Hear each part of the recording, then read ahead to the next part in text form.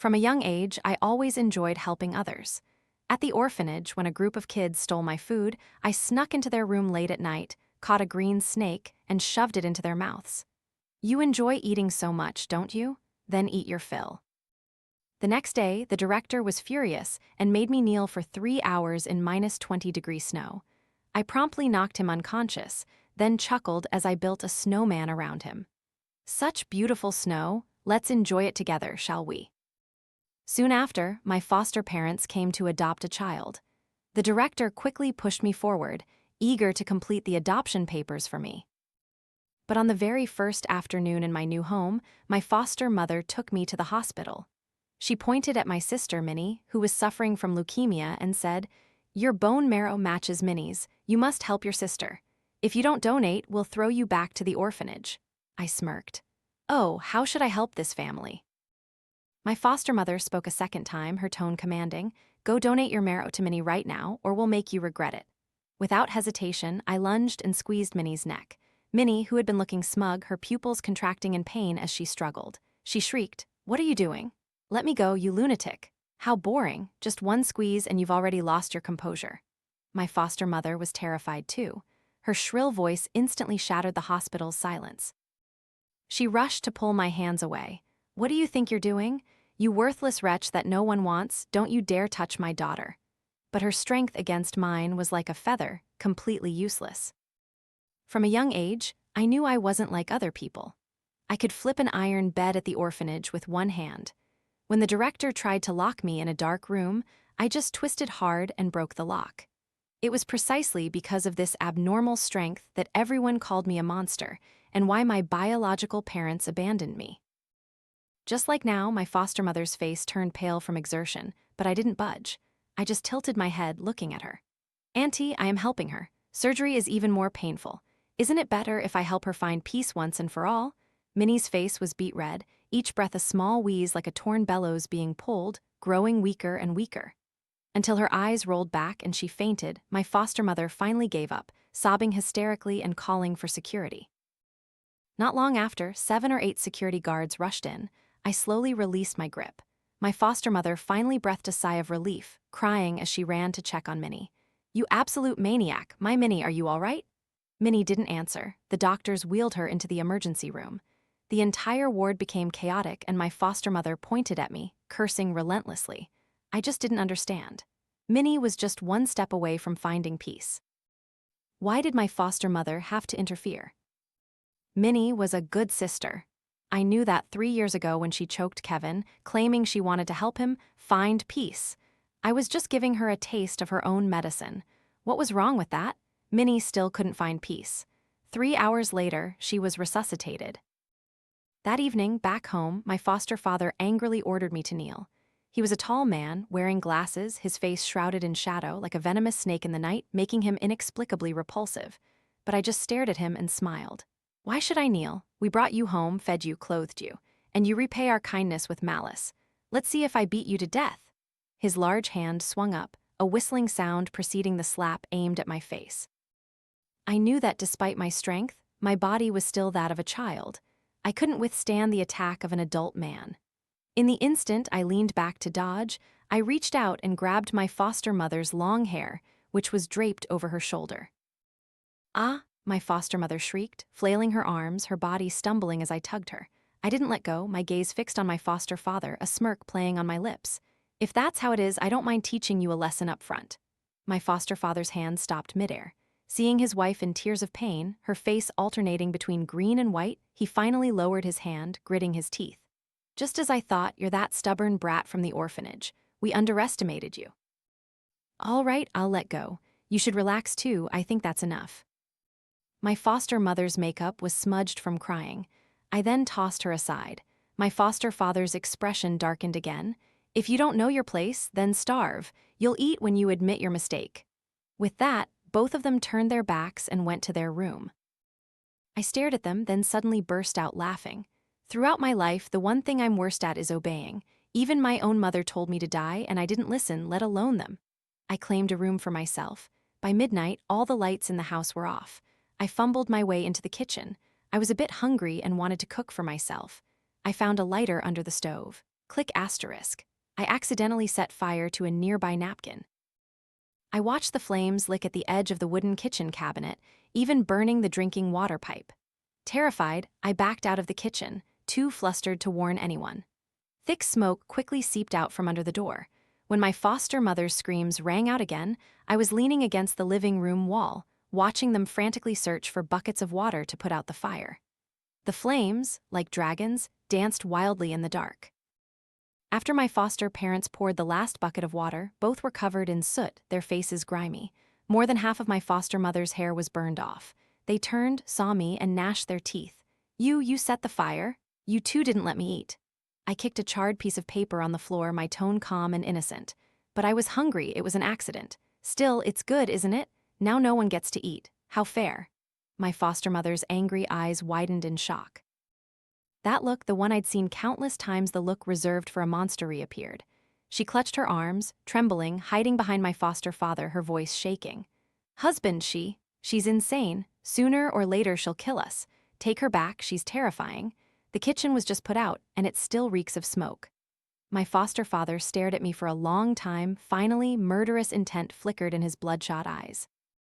No, sending her back would make it very difficult to find a suitable marrow for Minnie. She's just a child, there'll be a way. He finished. A cold, sneering smile suddenly curved his lips. He looked at me and said, "How long do you think you can be stubborn? If the children at the orphanage suddenly lose their funding, with not enough food or clothes, it will all be your fault. If I spread a few dirty rumors, they'll have no way to survive at all." Was that a clear threat? I tilted my head, gently stroking the hem of my shirt, and suddenly burst into laughter. Starving to death doesn't sound so bad, they're living miserable lives anyway. Uncle, you're so kind, wanting to help so many find peace like that. Both their faces turned ashen, clearly not expecting me to be so completely unfazed. My foster mother was so angry she wanted to hit me, but my foster father remained silent for a few seconds, then suddenly changed his demeanor, smiling as he spoke. Actually, we also love you very much, and there's truly no other way. As long as you obediently donate your marrow to Minnie, we'll give you whatever you want. Money? You want to use money to bribe me? This is actually a good idea. I nodded immediately. All right, I want 500,000. It's mutual aid, after all. Your daughter's life is surely worth more than that, right? The Lamb family owned an interior design company, operating several factories with a very high income, but 500,000 still pained them. Finally, my foster father gritted his teeth. Fine, I'll give it to you, but if you dare to play any tricks. 3 days later, my foster parents gave me a card with 500,000 in it. I quickly transferred the money to another account, then followed my foster parents to the hospital. My foster parents went to find the doctor and get the surgical consent form. Meanwhile, I, taking advantage of their distraction, went to Minnie's hospital room. As soon as I entered, I heard Minnie's arrogant face and smug voice. It's true, nothing gets done without a bit of manipulation. Mom and Dad said they wanted to adopt someone to donate marrow to me. I never expected it to be you. I thought you had some backbone. But now, aren't you kneeling before the Lamb family's money and power? She leaned back on the hospital bed, her face still pale, but her eyes filled with contempt. You and that Kevin of yours are just the same, toys for us rich kids. Wasn't what happened that year the best proof? No matter what happens, my parents can always fix it for me. Watching your best friend become a vegetable isn't pleasant, is it? But you'll still have to obediently donate your marrow to me, your murderer. My expression instantly turned cold. Images from 3 years ago suddenly flooded my mind. For 10 years at the orphanage, I was always the monster everyone feared. But I didn't care about their stares because I firmly believed I could conquer them with my fists. So what if I was a monster? Monsters also have the right to live, but a serious illness made even getting out of bed a luxury. When those children surrounded my bed, kicking and punching me, Kevin was the only one who threw himself over me, shielding me from the blows. After I recovered, I nearly beat those children into cripples. Under everyone's horrified gazes, I held Kevin's hand. From now on, Kevin is my real brother. No one is allowed to bully us anymore. But my only friend was found by his biological parents a few months later and taken away. I was a monster, not favored by the director, unable to go to school, only able to do odd jobs everywhere. But I always secretly cared for Kevin. I saw him in his parents' arms, smiling so happily, saw him proudly introduce me to his parents, saying I was his best friend. For the first time, I felt a splash of color in this gray world. Until that day, Kevin was cornered on the rooftop by Minnie and a few of her cronies. They slammed Kevin's head against the railing, then stomped on his face and spat on him. Minnie laughed and said, "Your parents are just lowly plumbers. How does your status qualify you to be in the same class as me? You wouldn't even copy my homework. This is your end. Are you suffering now? Let me help you find peace, shall I?" Kevin cried and pleaded. "If I get caught cheating, I'll be expelled. My family is very poor. I can't lose this chance to go to school. Please let me go." But Minnie acted as if she didn't hear him, pushing Kevin off the edge. He fell like a leaf to the ground. "Sister," those were his last two words. But Kevin's blood couldn't awaken any conscience in Minnie. I still had to help her. At this moment, I slowly walked over to Minnie's bedside, revealing an emotionless smile. "It seems you really want a bone marrow transplant, huh? I'll help you." With that, I unzipped my backpack. A cold surgical knife emerged. Minnie's face instantly went white as she stared at me. What are you going to do?" I tilted my head and smiled, slowly approaching her. "Naturally, I'm going to help you with your surgery." She shrieked, trying to back away, but the cramped hospital bed left her nowhere to hide. "Ah, help me, I was wrong, please don't kill me." Minnie's screams tore through the quiet of the ward. I restrained her with just one hand. As the cold blade sliced across her cheek, her eyes rolled back and she fainted. Before my foster parents arrived, I turned and left the hospital room.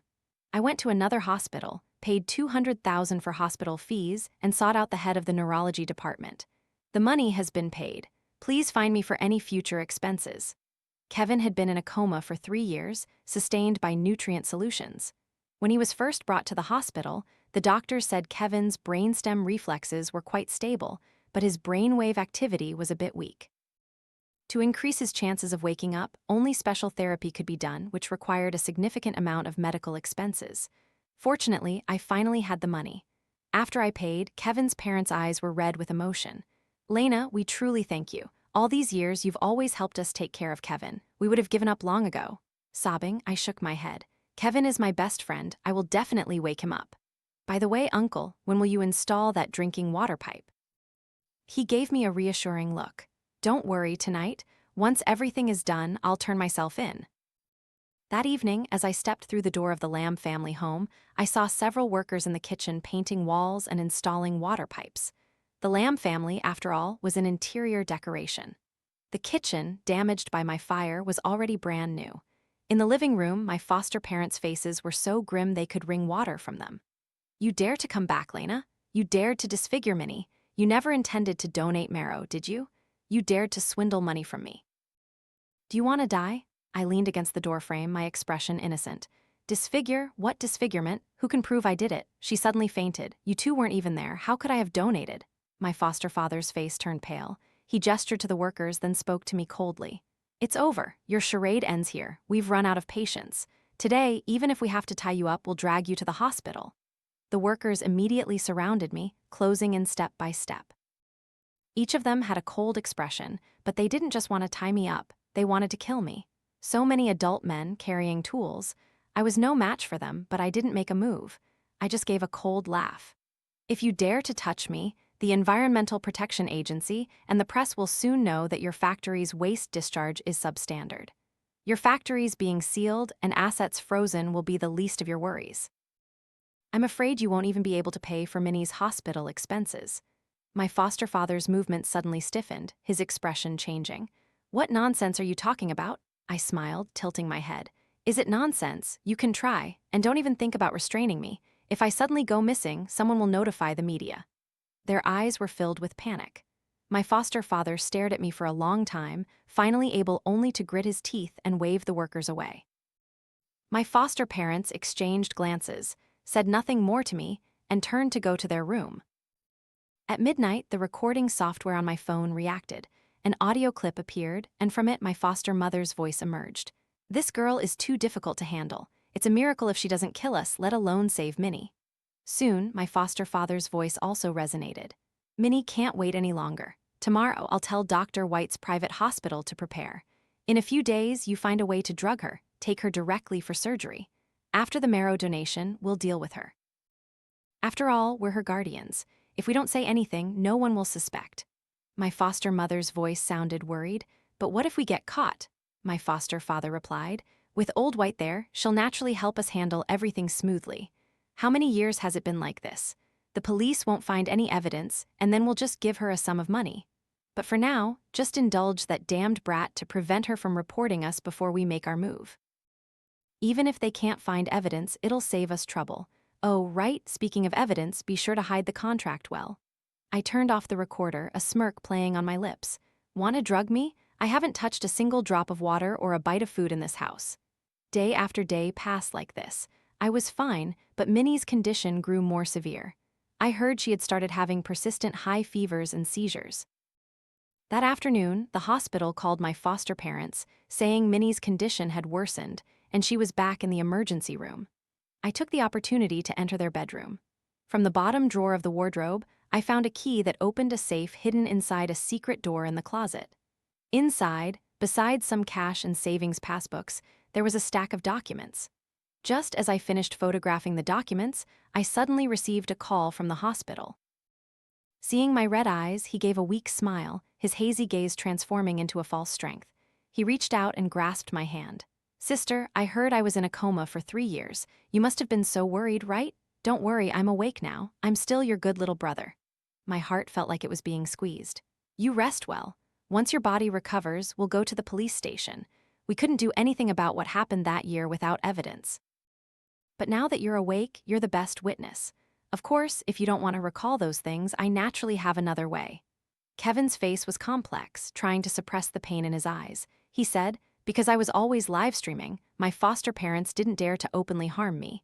But I was the only match, the only bone marrow they could find, so they couldn't bring themselves to truly kick me out. Until Minnie's condition grew more serious. The doctor said she could live for at most another 6 months. My foster parents were so worried they couldn't sit still. Finally, they came to beg me. Lena, we also have our unavoidable difficulties. We, after all, are Minnie's parents. You won't die from donating marrow. We'll support you for the rest of your life, please. Can you save Minnie? My foster mother cried desperately. From her words, I sensed a hint of truth. My foster father also took off his glasses and wiped away tears. Perhaps from too much grief, my foster mother coughed up a few drops of blood as she cried. Even Minnie called me, sobbing hysterically. I was wrong, please save me. I don't want to die, I really don't want to die. As long as you're willing to save me, I'll do anything. I thought seriously, then finally nodded. All right, then you go die first. The call ended. Silence fell in the room. My foster parents' faces were extremely grim. They raised their hands to hit me, but I held up my phone. They reluctantly retracted their fists, only gritting their teeth at me. Don't you dare regret this. I won't regret it. I've been waiting for this day for a very long time. And very soon, it arrived. Kevin's body slowly recovered. He remembered everything from that year, but on the very evening I was preparing to take Kevin to the police station, his hospital room was empty. The hospital staff said he was taken away by a few unknown men. Just as I was about to call the police, my foster father's phone rang. If you don't want this brat to die without a trace, then come here. I gritted my teeth and said into the phone, if anything happens to him, I promise I'll make you regret it. The other end didn't reply. They were using every trick to force me to donate marrow. Kevin, I had to save him. Even if it meant walking through mountains of knives and seas of fire, I wouldn't give up. Without hesitation, I hailed a taxi to the address. The clinic was in a very secluded area, just a small 2-story building. It was dusk. The surroundings were deserted. My foster parents stood at the entrance, coldly taking my phone and searching me. Only after ensuring I had no recording devices did they let me into the building. Inside was a makeshift operating room. Several men in worker uniforms and masks stood guard at the door. A man in a white lab coat was preparing instruments at the operating table. You finally came, didn't you? This time, I'll turn you into a specimen, my favorite toy. Following the voice, Minnie was sitting on a chair nearby, her face still pale, her eyes devoid of smugness, even light, only the tortured venom of suffering. My foster parents pushed me into the room. Feeling the boundless, murderous intent, I turned to look at them coldly. Where's Kevin? My foster parents' faces were vicious. You're in our hands now, worry about yourself. A parentless orphan like you has caused us so much trouble. Dr. White, hurry up and prepare for her surgery. I gave a cold laugh. Until I see Kevin, don't even dream of me donating marrow. My foster parents gave me a contemptuous glance. "It's not up to you anymore." Then they signaled to the workers. The workers rushed forward, ignoring my struggles, pinning me to the operating table. They tied my hands and feet tightly with ropes, leaving me completely unable to resist. I could only stare wide-eyed. Dr. White picked up a syringe containing a pale yellow liquid. Through his white mask and thick glasses, I could almost feel the sinister gleam in his eyes, like a chilling wind that seeped down my throat, numbing me. He advanced towards me step by step. I tilted my head. "Oh, right, do you know you're committing a crime?" Dr. White's voice was very slow, soft, but devoid of any warmth. "It's all right. I'll erase all the evidence, and I'll erase you as if you never existed. This world must be very painful for someone like you, wouldn't you say? Let me help you find peace." They thought I would be stressed, terrified, but I just smiled and said, "3, 2, 1. Crash, a loud bang echoed from the door. The next second, the operating room door was kicked open and countless people poured in. "Police! Everyone, don't move, hands on your heads, sit down." Inside the room, several faces changed dramatically. The man in the white coat retreated, his face pale, while my foster parents tried to flee through the back door. But before they could take a few steps, police officers swarmed in and surrounded them. At that moment, a familiar figure entered from outside. Kevin ran over, his face worried. "Sister, are you all right?" I smiled. "Of course I am. Didn't your dad always protect us both?" Before Kevin could speak, my foster parents' panicked faces clearly showed astonishment, as if they wanted to ask something but dared not. They surely wanted to know how Kevin, who was supposed to be kidnapped and held captive by these men, suddenly appeared here. But very soon, they would understand everything. The police took us to the station. Regarding the police interrogation about today's events, I truthfully reported everything. But my foster parents, after a glance from Dr. White, began to fabricate stories. Our adopted daughter had agreed to donate marrow to Minnie. We were still in the negotiation phase and had no intention of forcibly taking marrow. We just prepared the surgical instruments beforehand to save time. As for kidnapping Kevin, there's no basis for that. Isn't Kevin standing here, safe and sound, right now? He's completely slandering us. He doesn't even have any evidence. Dr. White indeed had a talent for speaking, clearly well-versed in law. In just a moment, she had turned black into white. In the end, they even smirked triumphantly at me, clearly convinced that I had no evidence. But I just curled my lips into a smile. A man standing behind them suddenly walked up to the police and showed them a video. Inside was the scene of them coercing me into surgery. My foster parents and their accomplices' faces went white with shock. You're crazy. Who would dare to take such a huge risk to betray them?" But when the man took off his mask, my foster parents truly seemed to go insane. Who are you?" The man stood beside Kevin, his cold eyes fixed on them. "My name is Ethan. I am Kevin's father. I've been working at your factory under a false identity for 3 years, and finally, recently, I found my opportunity. The debt you owe for nearly killing Kevin, I finally collected it with my own hands." Although there were many workers at the Lamb family's factory, with Ethan's experience, he was at most qualified to fix pipes for the Lamb family. Decorating was not enough to qualify him for involvement in such illegal activities with my foster father. But just an hour before the incident, 7 or 8 workers whom my foster father trusted suddenly developed high fevers, and Ethan was brought in as a replacement. Ethan then volunteered to kidnap Kevin and had recorded countless pieces of evidence. As the 3 foster parents' faces turned white, Kevin further recounted in detail to the police the story of being bullied by Minnie years ago, complete with evidence. The police's expressions grew even more serious, and a new round of interrogation began. After a series of unexpected events and police questioning, the 3 foster parents were clearly struggling to cope. Their answers were full of holes, but they still stubbornly denied everything, eventually only saying they wanted to call their lawyers and refusing to say another word. The police temporarily released me and Kevin and his father. I quickly moved out of the Lamb family's house. I heard that my foster parents somehow held on for 24 hours without breaking down, so the police could only let them go home, awaiting further investigation and questioning. I didn't go back. My foster parents called me countless times, either threatening me or crying and begging me to come back and save Minnie. I, of course, refused and even sent the police station a photo of a document. It clearly detailed the actual data of the Lamb family's factory's substandard waste discharge, along with the money they had saved by doing so. The day before the trial, I proactively contacted my foster father, Mr. Lamb. I heard Minnie can only live on a ventilator now. How unfortunate. Mr. Lamb gritted his teeth. Lena, you see death and refuse to save, yet you come here to mock. Aren't you afraid of divine retribution? I burst out laughing. Divine retribution? That's quite possible. Over a decade ago, you abandoned your loyal wife for a mistress, poisoned her, and caused her to die in bitterness. Now your daughter with that mistress is dying young. That truly is karma. There was a long silence on the other end, then my foster father's voice, trembling and distorted, rang out. Who exactly are you? I hung up, sinking into distant memories. From the day I was born, I only ever saw my mother. I don't have many impressions of her, only that her name was Susan. She was a very cold woman who always hit and scolded me. You're a monster, hated by the world, and you deserve it. Why should I feed you? This world is dog-eat-dog. You're not good at it. Are you waiting for me to take pity on you? Even when she died of total organ failure, the only legacy she left me were 2 slaps. If you don't strive, monsters won't survive in this world. Won't survive. After that, I went to the orphanage. I frantically fought for food, for resources. I just wanted to tell that woman that I was a monster, and I had the right to live. Until I met Kevin, and then when he was pushed down the stairs. In this empty world, I found the meaning of revenge. While tracking Minnie, I discovered a birthmark on the back of her neck identical to mine.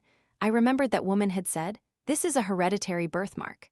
Afterwards, I obtained a blood sample from Minnie by slicing her face at the hospital. Through testing, she and I were indeed paternal half-sisters. My foster father, Mr. Lamb, was my biological father, so my mother was the abandoned first wife. At that moment, I recalled information I had previously investigated.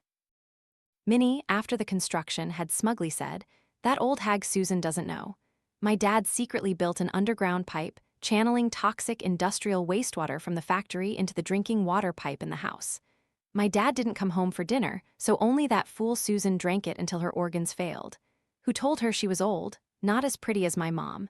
Everyone has to be a stepping stone for me and my mom, to be our toys." That's right. My mother, who built a business from scratch, was poisoned by Mr. Lamb to seize most of her assets, but she had no idea. During her treatment, she unexpectedly discovered she was pregnant. When she reported this news to Mr. Lamb, what awaited her was a divorce paper. "Divorce? You'll leave with nothing. You're dying anyway, don't be a burden to me. I'll arrange a grand funeral for you." After that, my mother, 6 months pregnant, no longer had the strength to reclaim anything. She could only leave that place. She gave birth to me. The doctor told her that prenatal exams had never detected any abnormalities. The toxins from the industrial wastewater hadn't affected me. I would be healthy.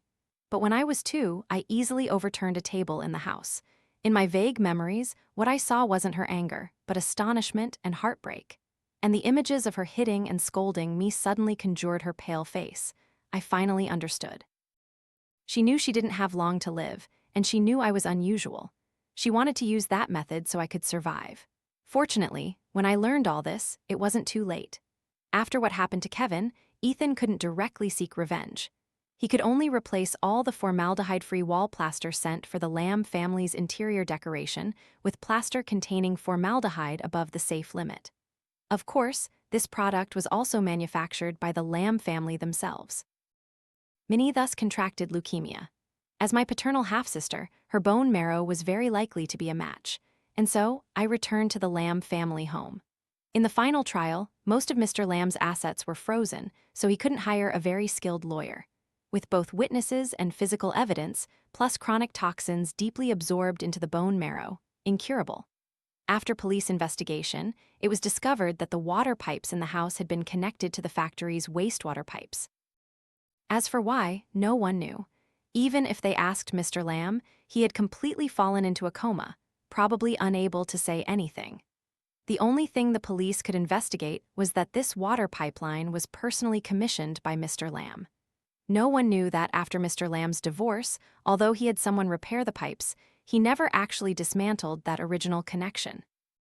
And the fire I intentionally started gave Ethan the opportunity to reconnect that wastewater pipe to the drinking water pipe. When I visited the Lamb family at the hospital, they were all in the same room. Minnie lay on the bed, her breath weak. My foster parents lay on 2 other beds, their faces pale. I pulled up a chair in front of her and smiled. "This colorless, tasteless chronic poison. How does it feel?" My foster parents stared at me, their eyes filled with hatred. "You did this." I innocently shook my head. What are you talking about? You clearly did it yourselves. I quite like this method of atonement. I believe my mother would too. Mr. Lamb's eyeballs rolled frantically. He didn't know what he was thinking. His face drastically changed. You are Susan's daughter. I smiled sweetly at them.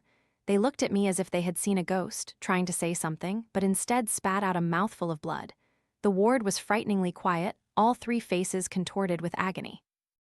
Finally, Mr. Lamb gritted his teeth and said, "What happened that year was my fault, but so many years have passed, I didn't know she was still alive and had given birth to you. If I had known, how could I have let you suffer outside? It's fine if we die. Please save Minnie. She's just a child, she doesn't know anything." I crossed my arms and smiled. She can't be saved anymore. She sowed the wind and reaped the whirlwind. How many innocent classmates has she bullied over the years? I'm not the only one who wishes she was dead. Years ago, you could be her support, but not anymore. Her reputation has been rotten for a long time. Furthermore, I pointed at Minnie's closed eyes, even if she lived, she would only be my toy now. Minnie, lying on the hospital bed, heard my words, her eyes suddenly flew open, then she gasped for air and died on the spot. My foster mother looked at Minnie's corpse and screamed, then fainted too. My foster father looked at the scene before him, green veins popping on his face from unwillingness. Why is this happening? I clearly had everything. Retribution, it really is retribution. Ha ha ha. Dr. White was sentenced to death for her repeated involvement in criminal activities. Through investigation, I learned that she was nothing more than a criminal, a medical doctor with cruel methods. After meeting Minnie, the two of them danced together on the edge of the law. Besides what I knew, there were many other crimes. A few days later, the Lamb family completely succumbed to the poison, bleeding from all 7 orifices, their skin peeling like wallpaper, finally dying a miserable death. At the same time, Ethan surrendered himself. He truthfully confessed that when renovating the Lamb family villa, he had connected the wastewater pipe to the drinking water pipe. Due to his sincere attitude of repentance and the submission of abundant evidence of the Lamb family's substandard waste discharge, Ethan was sentenced to only 1 year in prison.